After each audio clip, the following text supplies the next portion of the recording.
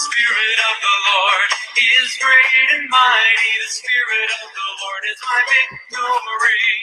The Spirit of the Lord is great and mighty, great and mighty in me. Oh, the Spirit of the Lord is great and mighty. The Spirit of the Lord is my victory. The Spirit of the Lord is great and mighty in me. Greater is He that is in me than he that is in the world. I am more than a conqueror by the power of His word, The Spirit of the Lord is great and mighty. The Spirit of the Lord is my victory. The Spirit of the Lord is great and mighty, great and mighty. In the name of Jesus, in the name of Jesus, I can do anything by the power of His Spirit. You're the one who strengthens me.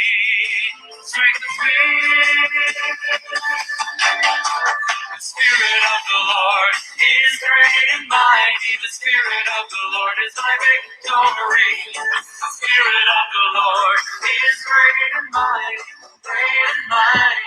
Greater is He, declare it now. Greater is He that is in me than he that is in the world.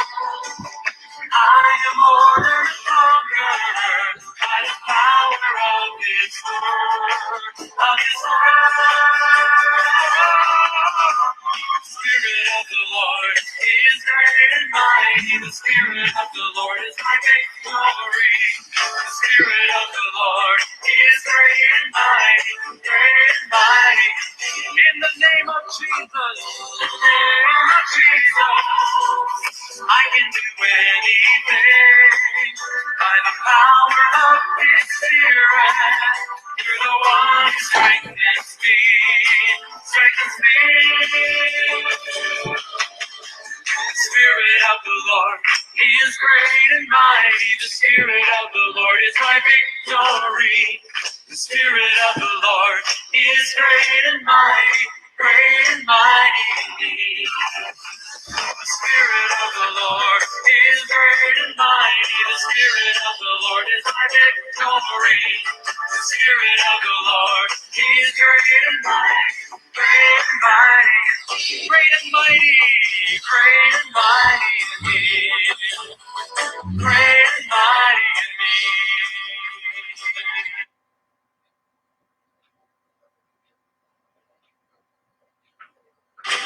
For the Lord is my tower, and He gives me the power to tear down the works of the enemy.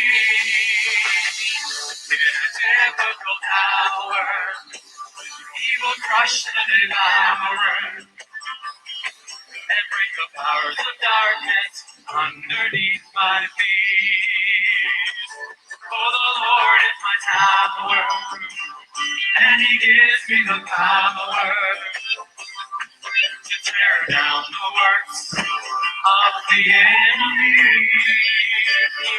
In a difficult hour, He will crush and devour and bring the powers of darkness underneath my feet. For the Lord is my tower, and He gives me the power to tear down the works of the enemy. He will crush and devour and bring the power. Come on, everyone! Underneath my feet. Sing it again. For the Lord is my tower, and He gives me the power to tear down the works of the enemy. In a difficult hour, help me, Lord. He will burst and devour and bring the powers of darkness underneath my feet.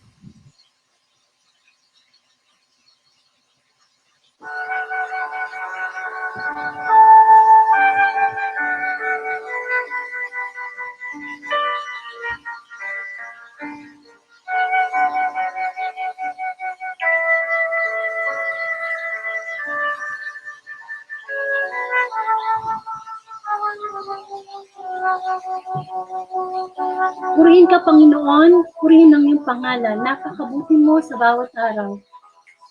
Maraming pong salamat muli sa isang pagkakataong binibigay mo po sa amin upang makarinig ng iyong mensahe para sa Thursday Gospel. Tayo po'y sama-samang manalangin sa ngalan ng Ama at ng Anak ng Espiritu Santo. Amen. Papuri sa Diyos sa katastaasan at sa lupa'y kapayapaan sa bawat taong kinalulugdan niya. Yes, Lord, Ikaw dapat ang aming kilalanin na Diyos na makapangyarihan sa lahat. Ikaw dapat ang aming kilalanin na isang Diyos na mapagpatawad. Kilalanin na Ikaw isang Diyos na dapat sundin ang iyong mga utos na may pagmamahal, pagtitiwala. Humingi po tayo ng kapatawaran sa ating Ama, sa ngalan ng Ama at ng Anak. Espiritu Santo, Lord, maraming pong salamat sa mga pagkakataong lagi ka nandiyan upang kami patawarin sa aming mga pagkukulang sa iyo. Minisin mo po ang aking puso, kasama po si Sister April, upang sa gano'n ang aming tinig lamang ay yung magamit sa pagpapahayag ng iyong mensahe. Sapagkat kahit kaming magsasalita ay nakikinig din sa mabuting balita. Bigyan mo po kami ng kababaang loob na parang bata na makikinig sa isang Ama namin na nagbibigay ng pagpapaalala. Kaya't kami madalas na nakalilimot at napapao sa tukso. Lord, hindi ang kalooban namin, kundi ang kalooban mo ang makapangyari sa oras na ito. At dalangin ko na ang lahat na makakarinig ng mabuting balita, hipuin mo po ang kanilang espiritu sapagkat ikaw isang Diyos na dapat sambahin sa espiritu at sa katotohanan. At ang Thursday Gospel ang katotohanan.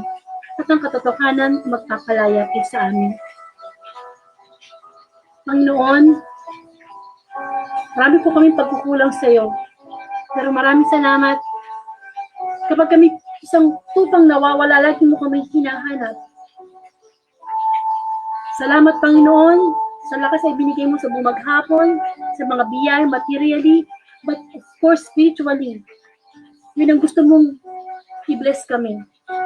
Hindi lang ang physical life, kundi ang spiritual life namin na kinakamusta mo. Kung ito ba'y nakakakain, nakakarinig ng iyong mabuting balita.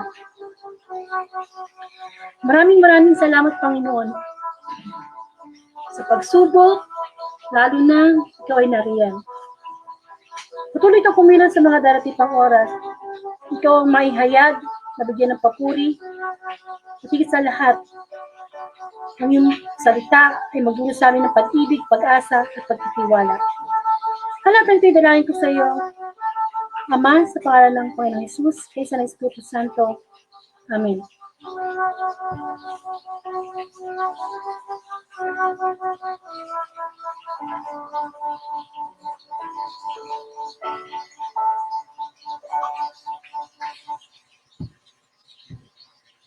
Bigyan po natin ang parangal ng mabuting balita.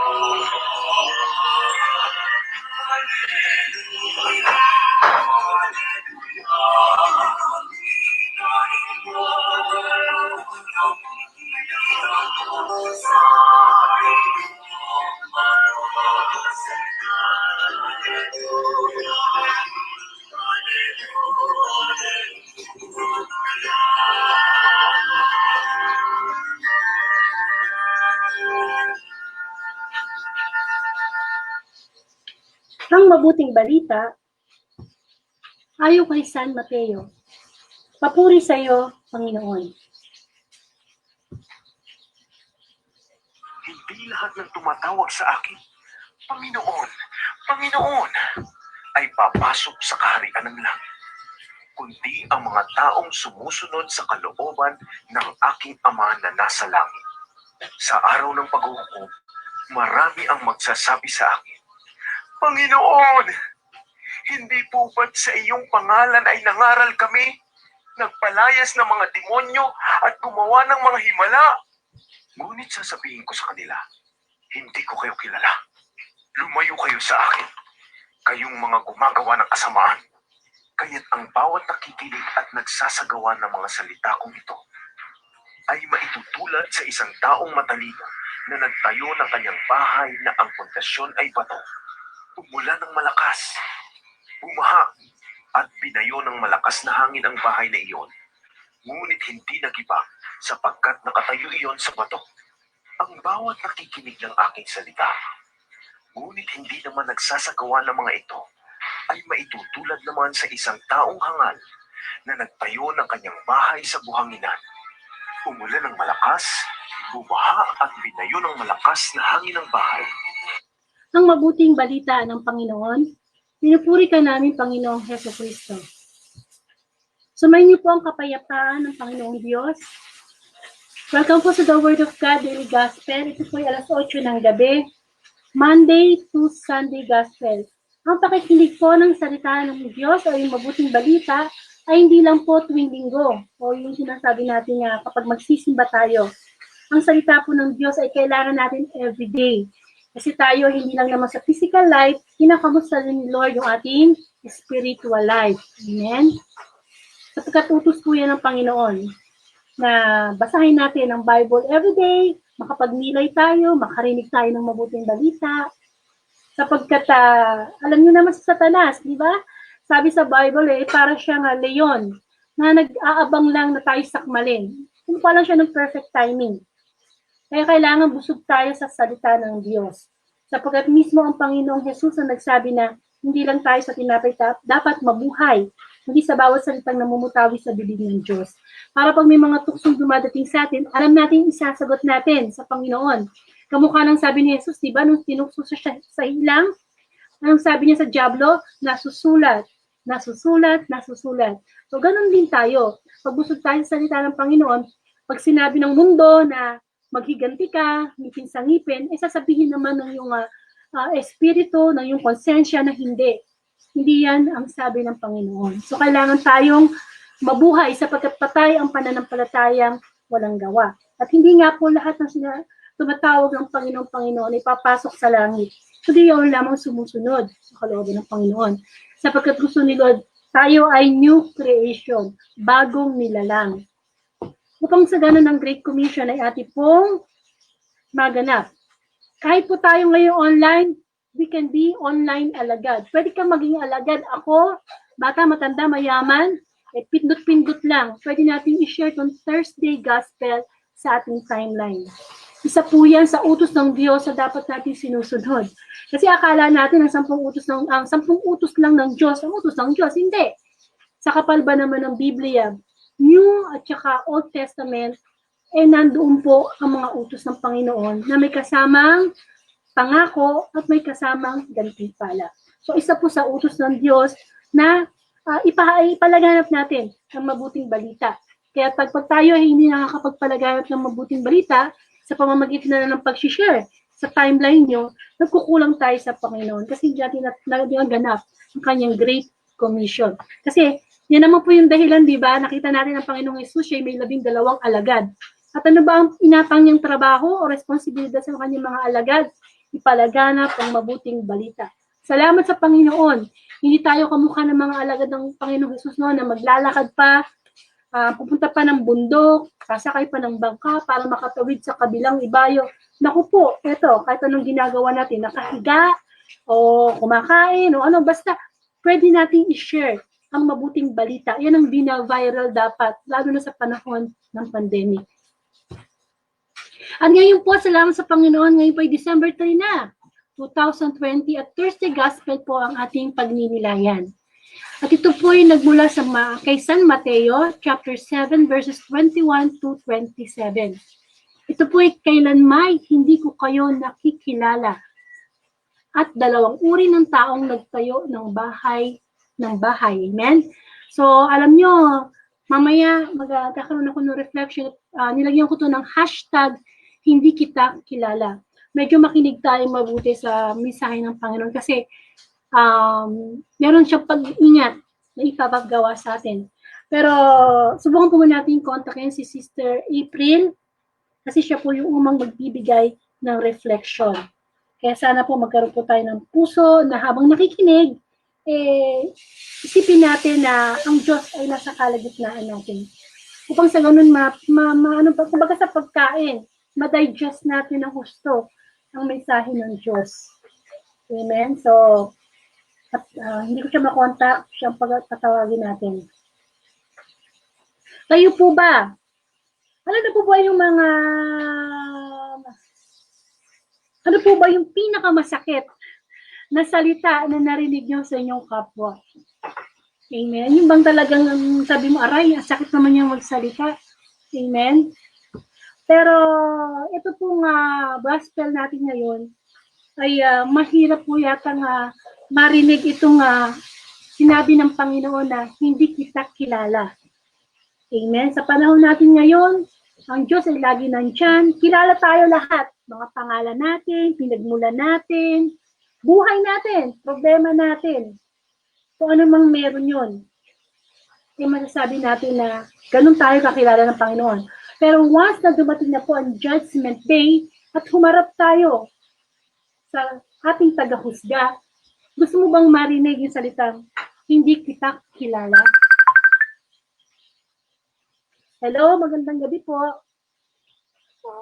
Ayan. Kayo na po pinatawag kasi hindi ako nakakonek eh. So, bali po, introduce niyo po muna yung sarili niyo bago po kayong mag-share ng pagninilay niyo sa gospel po ngayon.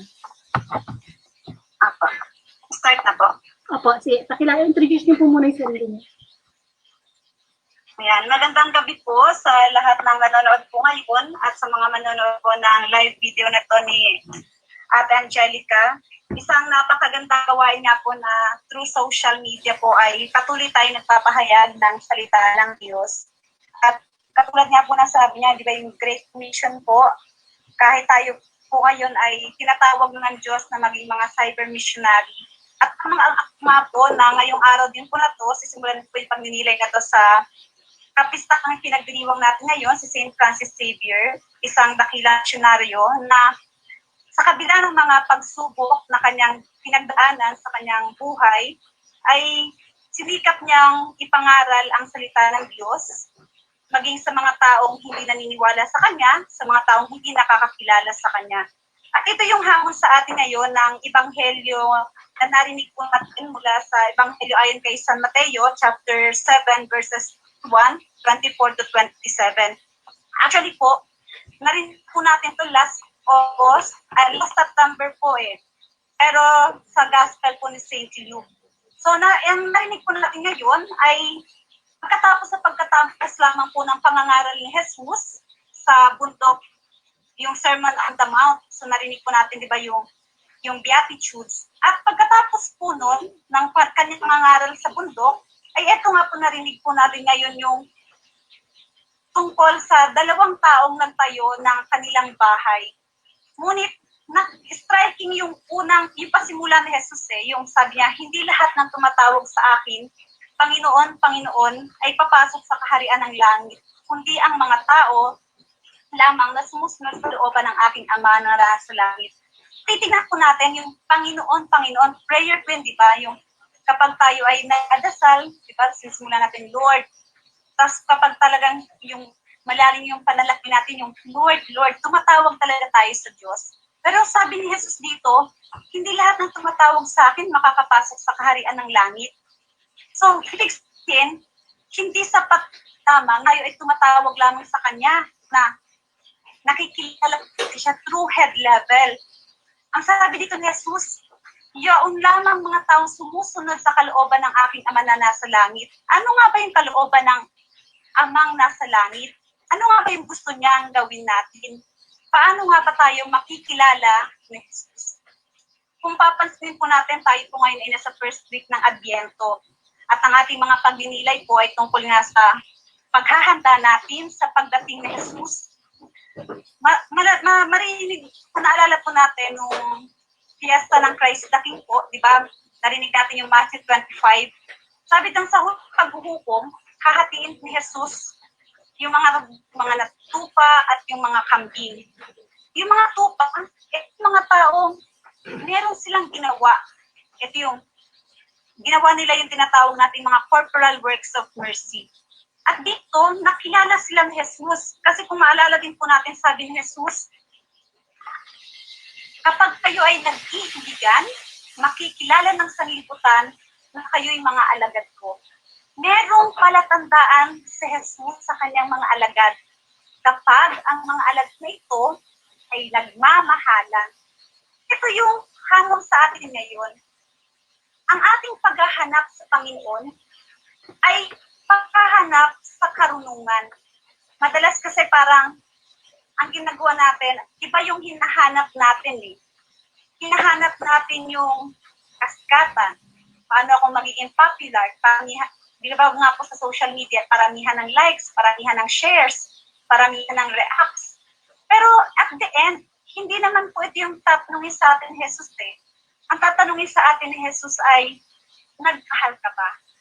So, makikilala tayo ng Diyos kapag tayo ay nagmamahal. At ito nga po yung kasiguraduhan. Narinig natin po ngayon na may dalawang klase ng tao. Taong nagtayo ng kanyang bahay sa bato, at taong nagtayo ng kanyang bahay sa buhanginan. Kung iisipin po natin, siguro baka parehas lang naman sila ng bahay na itinayo. Ang kaibahan lang po, magkaiba yung kanilang pundasyon. Yung isa, nagtayo sa isang matibay na pundasyon. Ito po yung tatandaan natin, ang kasiguraduhan ng tatag ng isang bahay, wala naman dun sa bahay. Kundi dun sa, hindi lang sa structure, kundi kung ano yung pundasyon niya. At dito po, sinasabi sa atin na ang matibay na pundasyon natin ay nagmumula sa salita ng Diyos. Ang matibay na pundasyon natin nagsisimula sa kasiguraduhang mahal na mahal tayo ng Diyos. Mahal na mahal tayo ng Diyos kahit na hindi pa natin siya nakikilala. Kasi bago pa natin mahalin ang Diyos, bago pa natin makilala ang Diyos kilala na tayo. Ang Diyos, minahal na tayo dahil ang Diyos ay pag-ibig. At ito yung security natin. Ito yung kasiguraduhan. Ngayong gabing ito, alalahanin ulit natin, damhin ulit natin ang katotohanang mahal na mahal ka ng Diyos. Amen. At ito ang ating pundasyon. That rock sustains us in the moments of difficulty and storms. Sino nga ba itong batong ito, itong matibay na sandigan natin, itong matibay na batong ito? Hindi nga ba po ang Diyos? Sabi nga sa Salmo, di ba? The Lord is our rock and our firm foundation. Siyang matibay na bato. Isang matibay na bato na magtatanggol sa atin. At di ba nga po, tandaan din natin, tayo rin bilang simbahan, itinayo sa isang bato, sa ibabaw ng bato. Kaya talagang matatag tayo dapat, yung pundasyon natin, matatag. Pero, ito nga po, dito na tayo yung hamon sa atin. Matibay nga yung pundasyon natin, matibay nga yung ating kasiguraduhan. Pero ang tanong, kumusta naman ang buhay natin? Yung bahay po na tinutukoy dito sa ating gospel ngayon ay ang buhay natin.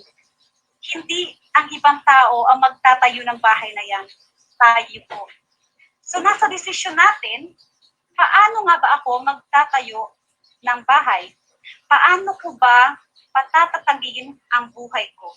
Katulad ng introduction kanina ni ate, kasi lahat, palagi niyang introduction araw-araw, di ba? Ang salita ng Diyos ang nagbibigay sa atin ng kasiguraduhan. Ang salita ng Diyos ang magpapatatag sa atin sa gitna ng ating mga kahinaan, sa gitna ng ating mga pangangailangan. Ang salita ng Diyos kasi ay hindi nagbabago. Ang salita ng Diyos po kasi isang, di ba, comforting word siya na minsan, kapag ako'y nalulungkot, pag bubuklat ako ng salita ng Diyos, mararamdaman ko kaya sabi ang salita ng Diyos, buhay na buhay po di ba? Amen. Kahit paulit-ulit nating naririnig ang salita ng Diyos, tulad nga po ng binanggit ko kanina, eto, narinig na natin to. Etong within this year lang, narinig na natin to ulit, pangalawang beses na, or baka pangatlong beses na. Pero, every time, nagbabago po siya. Kasi ang Diyos, palagi niya tayong sinasamahan araw-araw. Pero, tandaan po natin ito, hindi sapat na nakikinig lamang tayo ng salita ng Diyos, hindi sapat na tayo ay nagbabasa lamang ng salita ng Diyos. Walang kwenta po kahit memorize mo yung Bible from cover to cover. Kahit ang dami mong memorized verses, kung hindi po natin isinasabuhay ang salita ng Diyos. Amen. Kung hindi po natin ginagamit ang salita ng Diyos para mapakilala ang Diyos, para mapaglingkuran ang ating kapwa, para maging buhay na buhay ang ating pananampalataya. Kanina binanggit din ni ate, ang pananampalatayang walang kasamang gawa ay patay. Faith without action is dead. Kaya nga, sabi din ni St. Ignatius, love is expressed more in deeds than in words. Mahalaga, marunong tayong magsalita. Marunong tayong magbasa. Pero kailangan yung salita natin ay nakikita sa ating gawa. Dahil nga po, si Jesus, ganun po yung kanyang ginawa. Kahapon, narinig po natin, di ba? Pinakain ni Jesus ang marami.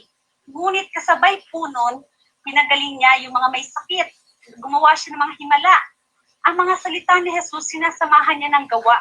Kaya po siya buhay na halimbawa. At tayo bilang mga Kristiyano, mga alagad ni Jesus, tagasunod ni Jesus, hindi nga ba tayo ay napakagandang ekspresyon ng ating sinusundan? Kung ang ating sinusundan ay isang Diyos na buhay, na siyang katotohanan, buhay, di ba? The truth. Yung katotohanan na to, kailangan nakikita din sa atin bilang mga Kristiyano. Na kailangan yung sinusundan natin ay talagang nagiging buhay sa pamamagitan ng ating mga pag-iisip, kilos, ng ating puso. At kaya nga, ito po yung tatanungin natin. Sa gabing ito, bago po tayo natulog, tanungin natin ang ating mga sarili. Ano ba yung mga pundasyon na iniipon po natin ngayon?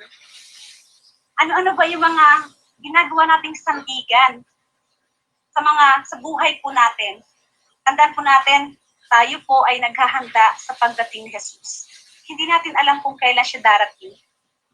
Sa huling araw, tatanungin tayo ni Jesus, ano ba yung mga ginawa mo? Paano ka nagmahal? Paano ka naglingkod? Hindi po natin mabibitbit ang mga material na bagay sa langit.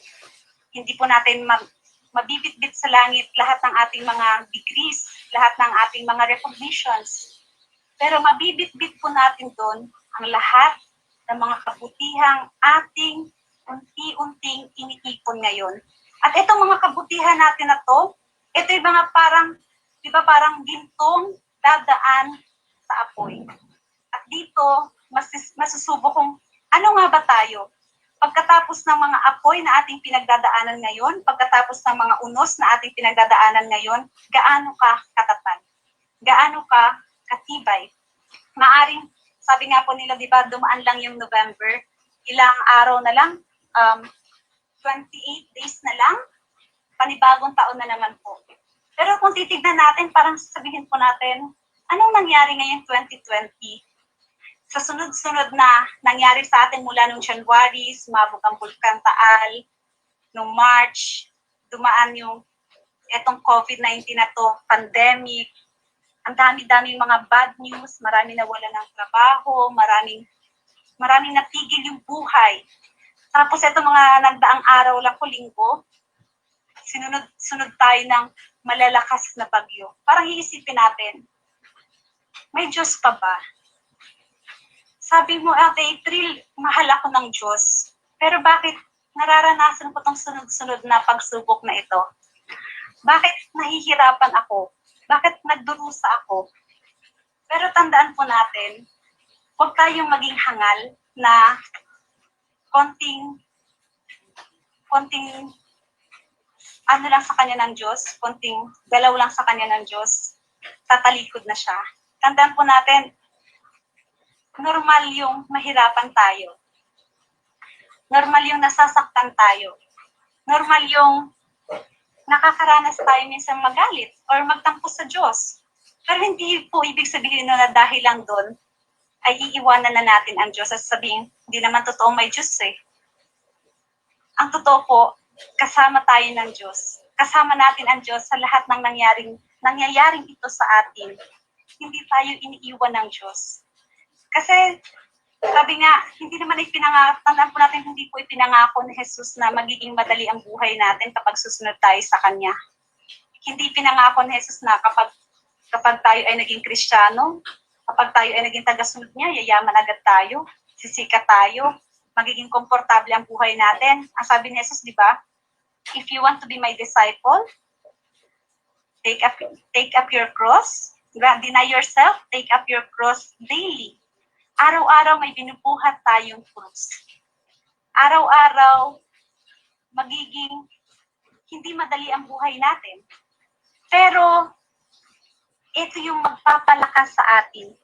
Ito yung magbibigay sa atin ng kasiguraduhan. Ito yung magpapalakas sa atin. At dahil matatapos na po, ito po yung tandaan natin. Sa gitna ng mga pagsubok na ating nararanasan ngayon, sa gitna ng mga pagdadalamhati, sa gitna ng mga iba't ibang kaguluhan, iba't ibang mga hindi natin kayang ipaliwanag, sa kabila ng ating mga pagtatanong, ito po ang tandaan natin. God is our rock, our fortress and our salvation. Siya ay matibay na bato, siya ay matibay na sandigan, siya ay matibay na muog, na magliligtas sa atin, na magtatanggol sa atin, na puprotekta sa atin, na laging magmamahal sa atin. Kaya, ang hamon sa atin po ngayon, tayo ay maging katulad ng isang taong marunong na magtatayo ng kanyang bahay sa ibabaw ng isang matibay na bato. Patatagin po natin ang ating pananampalataya. Gamitin po natin itong mga nararanasan natin ngayon upang mas lalong lumalim ang ating pananampalataya, upang mas lalo nating mahalin ang Diyos, upang mas lalo nating makita ang Diyos na gumagalaw sa buhay natin, sa bawat karanasang ating nararanasan araw-araw. At nawa sa pagpapatibay ng ating pananampalataya, lalo natin itong patibayin sa pamamagitan ng pagbabasa ng salita ng Diyos araw-araw. Hindi man tayo makakapagsimba, magsimba through online, at kung may pagkakataon, lalo ngayong panahon ng Adbyento, tayo po ay mag-umpisal. Nang sa gayon, maihanda natin ang ating mga sarili. At sa gayon, ang ating pananampalataya ay magiging tunay na buhay.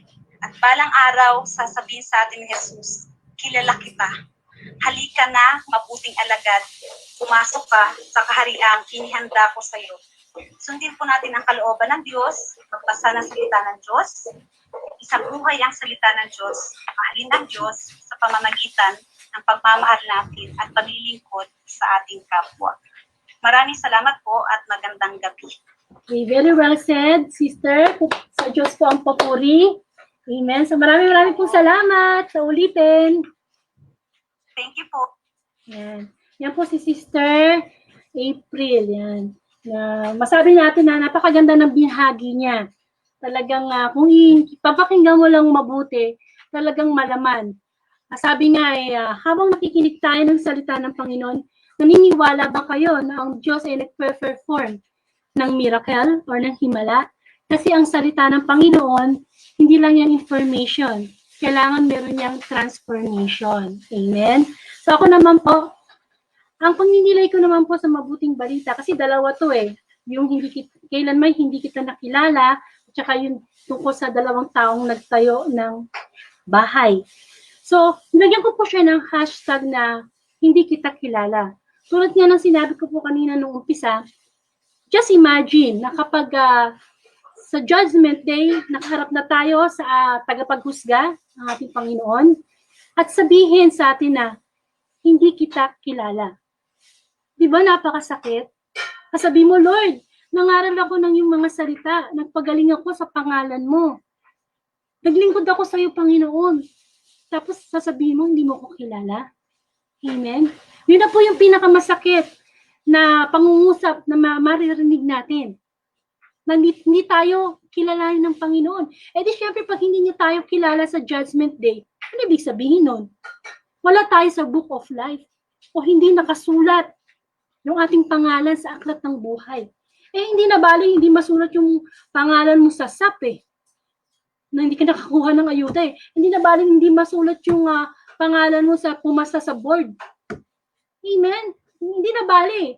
Pero yung kailangan masulat ang ating pangalan sa aklat ng buhay.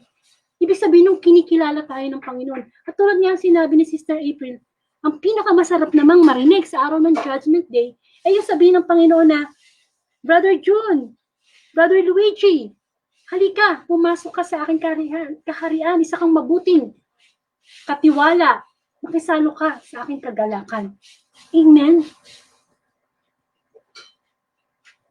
Sa buhay po natin ngayon, tingnan po natin, gaano ba natin kakilala ang Panginoon? Nakakalungkot mang isipin, maraming tao na kilala lang nilang Panginoon sa napakababaw na pagkakilala. Parang nanonood ka ng artista sa telebisyon.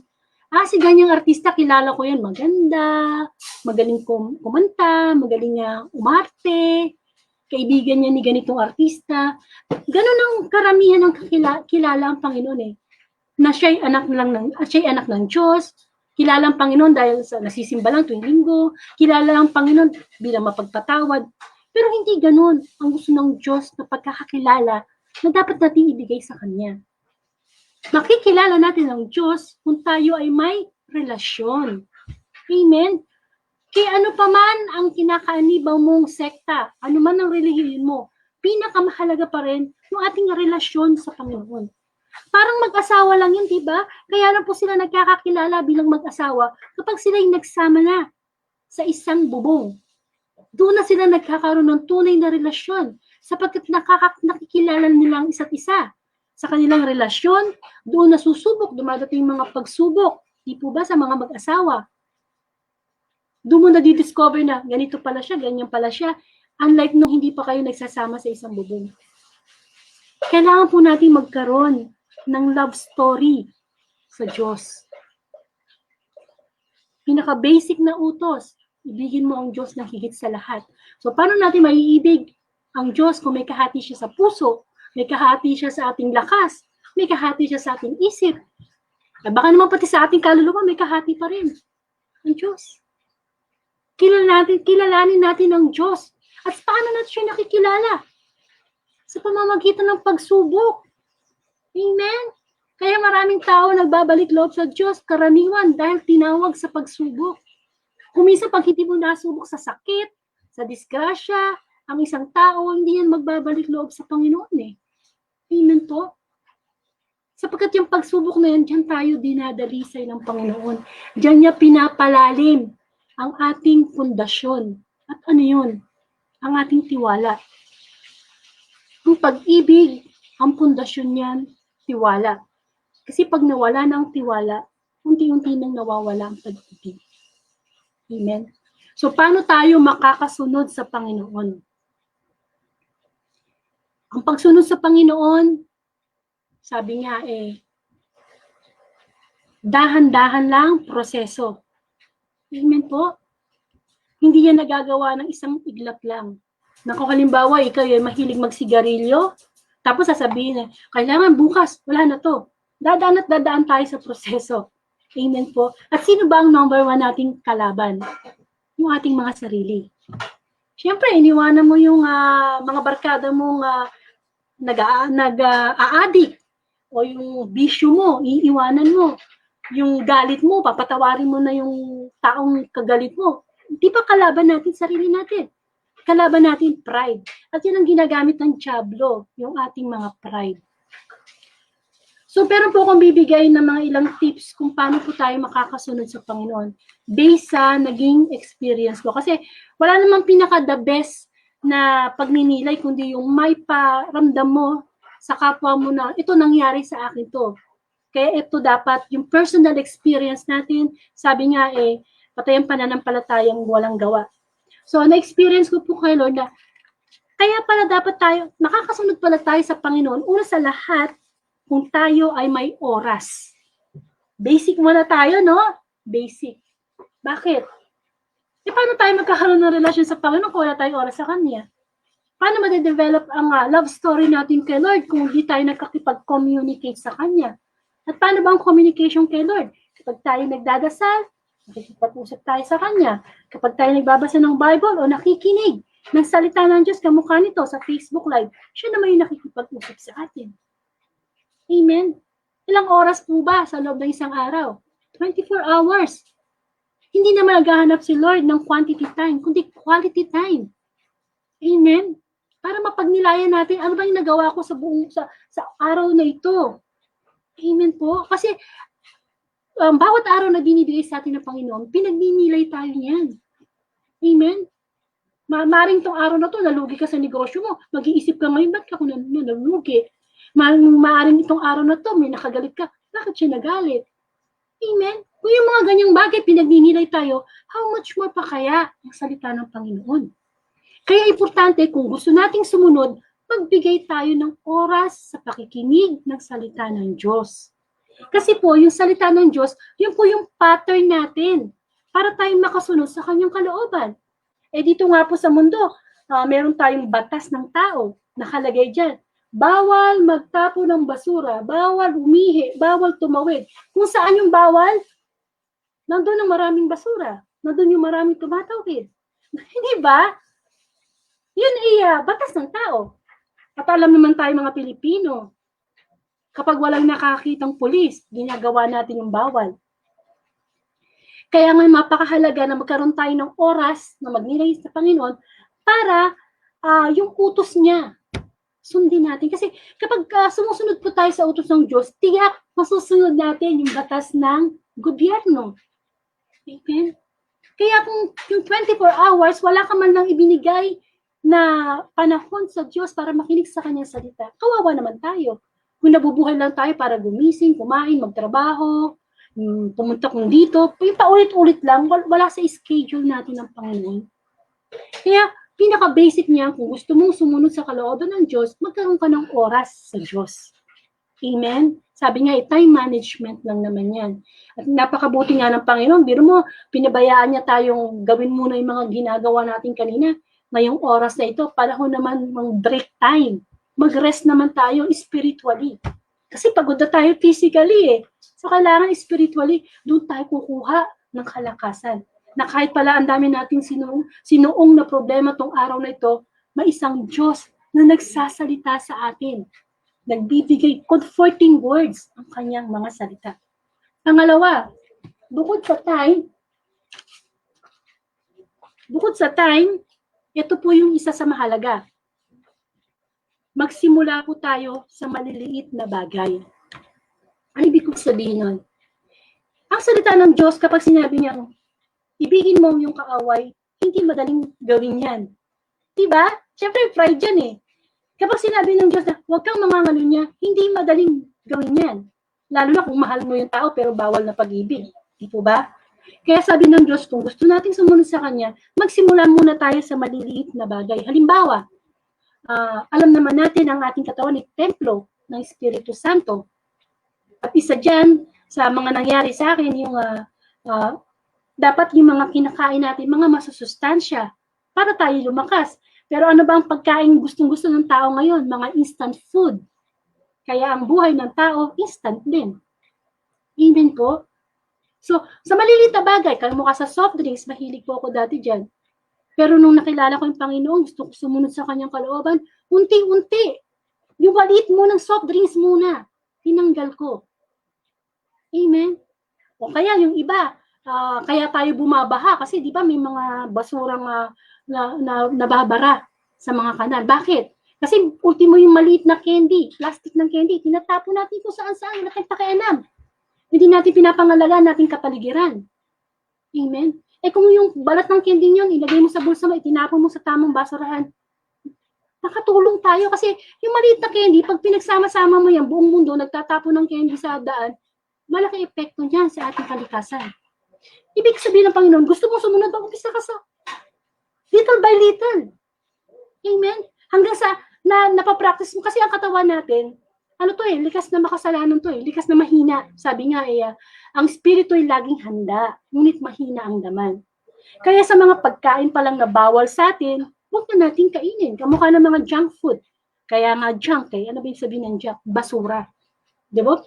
Tinutukso lang tayo sa masarap na lasa. Amen? Yung mga sigarilyo, bakit ba tayo nagsisigarilyo? Ayaw po yan ng Panginoon, no? Just imagine. We should be like Christ-like. Imagine mo si Kristo, nagsisigarilyo. Anong magiging interpretasyon mo? Anong magiging dating sa'yo? Imagine mo si Kristo ng bababae. Si Kristo nananakit ng kapwa. Di po ba? Ang pagsunod sa Panginoon, yung sundin natin kung ano yung magandang halimbawa na ibinibigay sa atin ng Panginoon. Pangatlo, lagi nating isipin na God is watching us. Kung gusto nating makasunod sa Panginoon, lagi nating isipin, Lord, laging mo akong tinitingnan. Kaya hindi na tayo makakagawa o magbabalak pang gumawa ng kasalanan. Bakit? Ikita tayo ng Diyos Amen? Kung ikaw ay nasa gobyerno at nangungurakot ka, may under the table na suhol, hindi ka nakita ng kapwa mo, pero Lord, kita mo ako. God is watching us 24 hours a day, every minute. Kaya makakonsensya ka na, Lord, susunod ako kasi natutokso ko wala akong trabaho ngayon, pandemic, nawalan ako ng trabaho, kailangan kong magnakaw Pero God is watching us. Kailangan kong sumunod sa iyong utos na huwag magnakaw, na huwag mangalunya. Amen? Lagi nating isipin, kitang-kita ng Diyos ang nilalaman ng ating puso. Pang-apat, kung gusto nating makasunod sa kalooban ng Diyos, yung ating pong mga salita, bantayan natin. Bakit po? Sa pagsunod sa salita ng Diyos, di ba sabi nga, sumunod ka sa salita ng Diyos. Tayo po, ang bawat lumalabas na salita sa ating bibig ay nagmumula sa ating puso. Kaya pag sinabi ng Panginoon na, mahina ka pala sa bisyo sasabihin mo naman, hindi ko kaya. Diba? Hindi ko kaya, magsisigarilyo ako, na-stress ako, hindi ko kaya. It will happen. Kasi may kapangyarihan ng salitang nagmumula sa atin. Yung simple nga lang nakahiga ka sa kama at sabihin mo, tinatamad pa akong tumayo. O kaya may lakad ka, sabihin mo, tinatamad pa akong labas. It will happen kasi may kapangyarihan ng ating salita. Kaya dapat yung salitang nagmumula sa atin ay galing sa Panginoon. Naku, halimbawa, meron kong pagsubok ko Lord, may pagsubok ko, pero kakayanin ko to sa tulong mo. At yun ay magkakaroon ng kapangyarihan.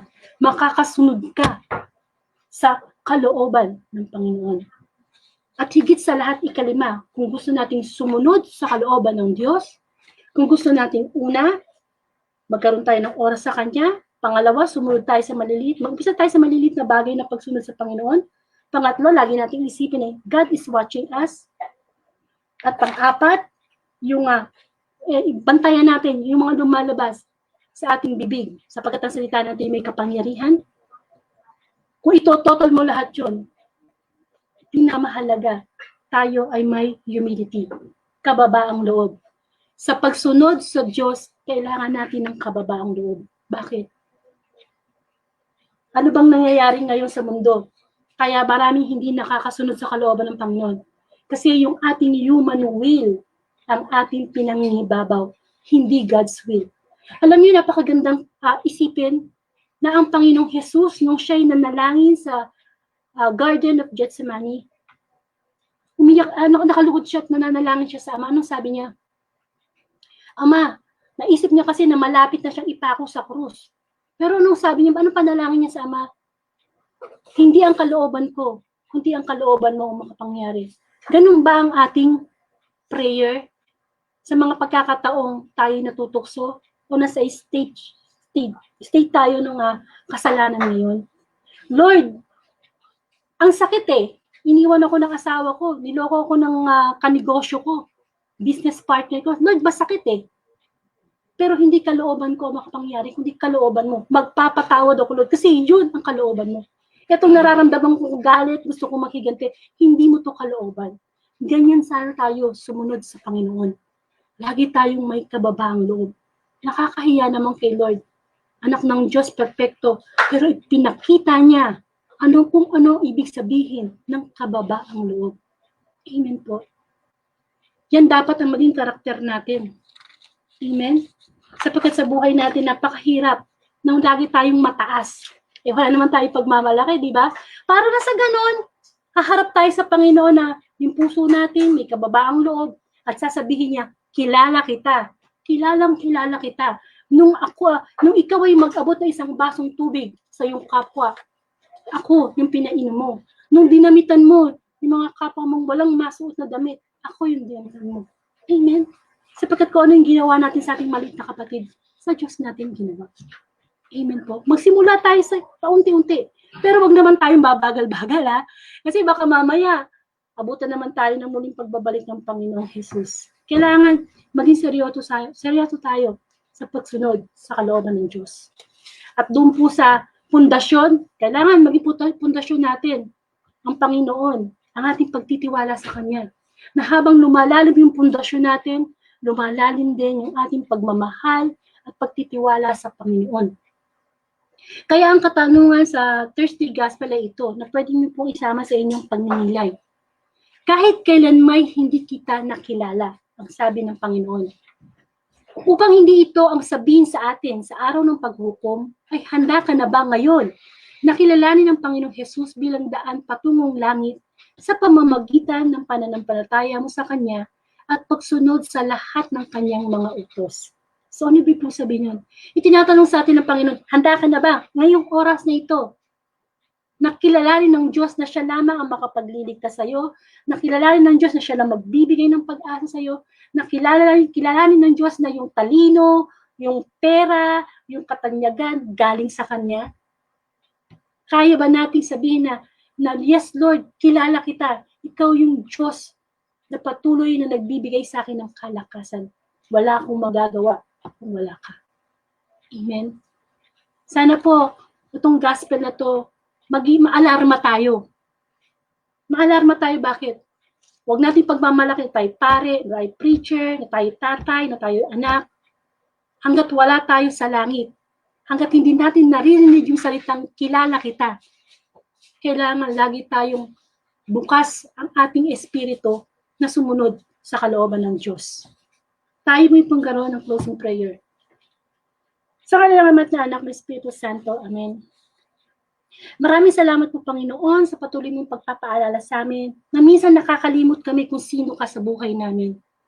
Salamat sa muli mong pagpapaalala na dapat ka namin kilalanin ng mas malalim sapagkat marami ka pang i-reveal sa amin ng iyong tunay na pagka-Diyos.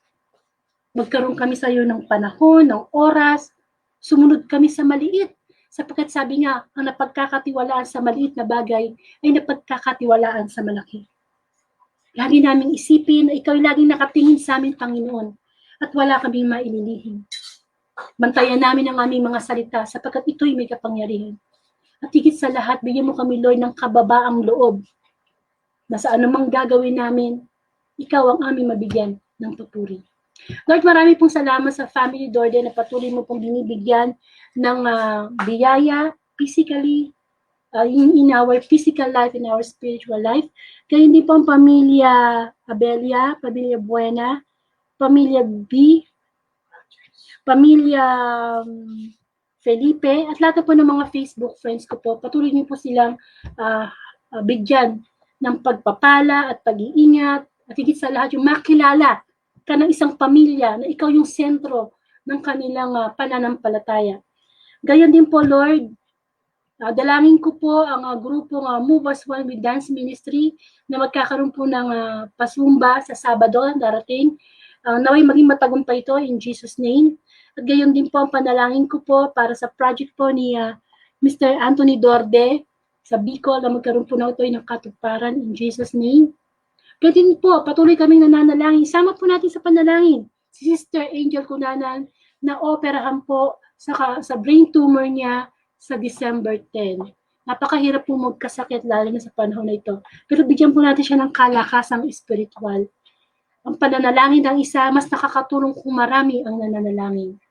In Jesus' name, bigyan mo tayo ng kalakasan ang kanyang pamilya, ang kanyang ama, ang kanyang tatay, ang kanyang nanay, ang kanyang pamilya. Amen po. At lagi niya nating isipin na kilala ng Diyos na hindi tayo bibigyan ng pagsubok na hindi natin kaya sapagkat kilala ng Diyos kung ano ang kakayanan natin sa tulong niya. Tayo po'y manalangin naman namin sumasalangit ka, sambahin ang ngalan mo, mapasa amin ang kaharian mo, sundin ang loob mo dito sa lupa para na sa langit. Bigyan mo po kami ng aming kakanin sa araw-araw at patawarin mo po kami sa aming mga sala para ng pagpapatawad namin sa nagkakasala sa amin. Huwag mo po kami ipahintulot sa tukso, ihadya mo po kami sa lahat ng masama. Amen. Sa ngalan ng Ama at ng Anak ng Espiritu Santo. Amen. Amen. So maraming pong salamat. Konti pong announcement. Muli, pinapaalala ni Lord na tayo maging online alagad. Amen. Napakahalaga po niya na itong narinig mong buhay na salita ng Diyos ay maibahagi natin sa ating mga Facebook friends. Ito po na yung tamang, perpektong panahon para sila'y makarinig. Baka mamaya may mga Facebook friends po kayo dyan na nawawala na ng pag-asa, gusto na magpakamatay. Aba, pag narinig niya ang salita ng Panginoon, ito yung makakatulong sa kanya para masabi na, ay, may pag-asa pala. Parang feeling ko wala na nagmamahasakit, may pag-asa pala. Amen po. O kaya punta po kayo sa YouTube channel ko, Angelica Dorde, at doon po yung mga nakaraang gospel, pwede niyo po yung i-share sa inyong timeline. At kung may Thanksgiving po kayo at prayer request, private message na lang po ako at isasama po natin yan sa ating daily gospel. New creation lagi ang inaasahan sa atin ng Panginoon. Kaya magtulungan tayong i-viral. Ito ang dapat nagba-viral ang salita ng Diyos. Amen po. At muli, tuwing alas 8 ng gabi, sama-sama po tayong magnilay ng salita ng Panginoon. Alam niyo ko po, pag sinasamahan niyo po ang Panginoon sa mga gitong gawain, kayo po'y pagpapalain. Bakit? Sa milyon-milyon ba na mga nilikha ng Diyos, bakit ikaw ang nakakarinig ng mabuting balita? Ibig sabihin, ganyang kakamahal ng Diyos. Kaya nga sabi ko, yung mga Facebook friends ko na nakakatanggap ng poster invitation sa mga messenger yun, isa na ibig sabihin yun, ganun kayo kamahal ng Diyos. Sa dinami-dami ng Facebook friends ko, ilan lang yung nasisend ko. At sana lagi yung binibigyan ng paunlak ang kanyang panawagan. Maraming salamat sa Panginoon at bukas po muli tayong magkasama-sama. Ang makakasama naman natin is si Brother June Buena para sa Friday Gospel. Tayo po magpasalamat sa Panginoon palagi, yan. Sabi niya, ang taong marunong magpasalamat, nagsasara ang pinto ng pagrereklamo. Amen po.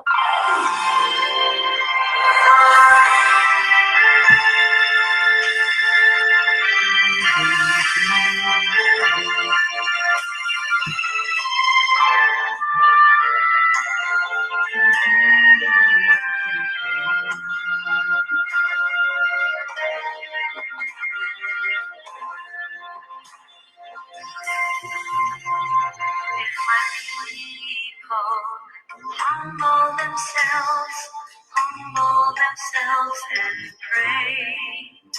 If they seek my face, humble themselves and turn from their wicked ways, I will hear from heaven and forgive their sins. I will hear from heaven and heal their land. Lord, heal our land. Lord, heal our land. Hear our cry and turn our nation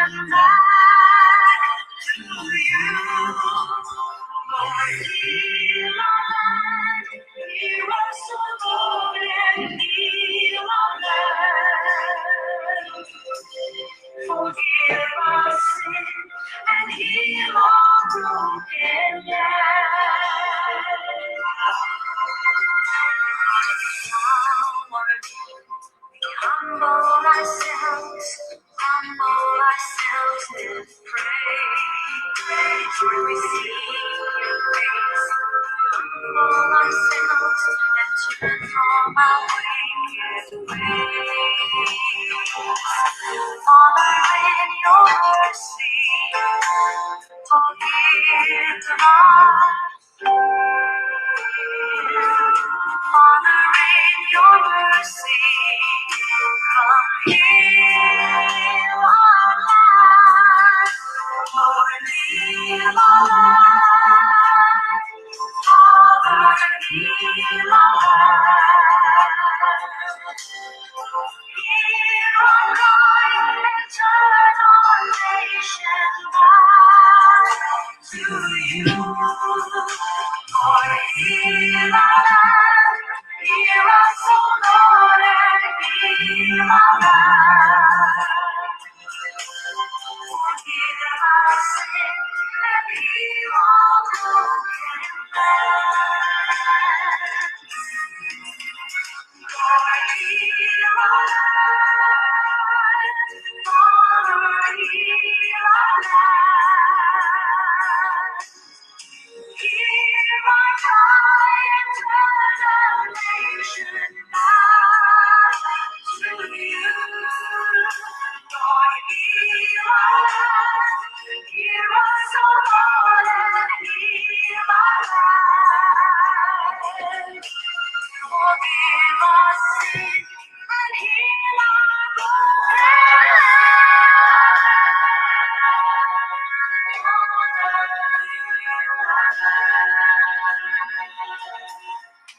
Heal our life and heal our broken land.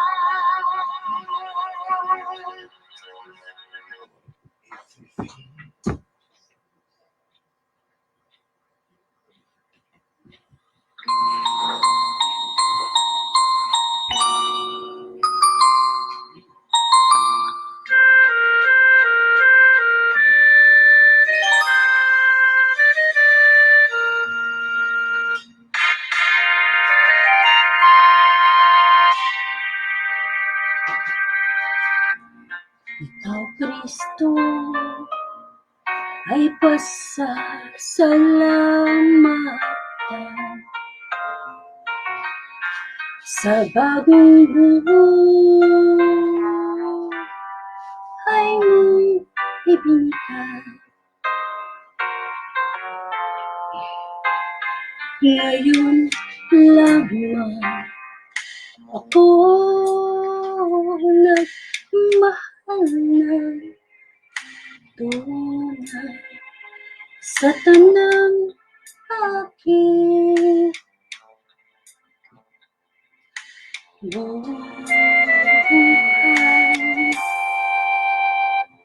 Dapat nga ba na ako ay mangako mamahalin kita dito sa aking puso? Ikaw, Kristo, ay pasasalamatan. Sapat na ba mahalin lang kita ngayon kailan ko na?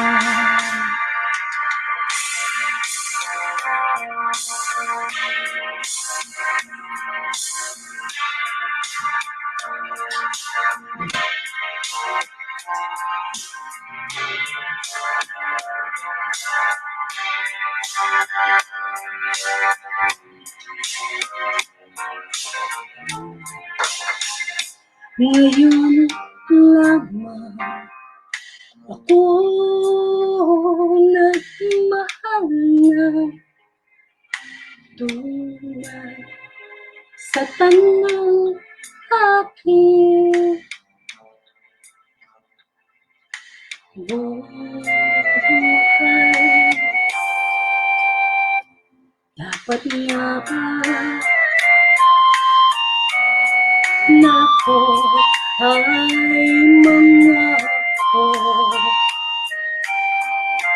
mamahalin kita dito sa aking puso? Ikaw, Kristo, ay pasasalamatan. Sapat na bang ibigin lang kita ngayon kailan, Ama?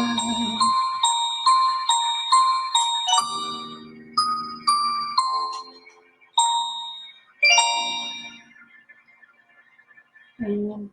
Ako po ay napapaawit sa Panginoon sapagkat napakabuti po ng Diyos.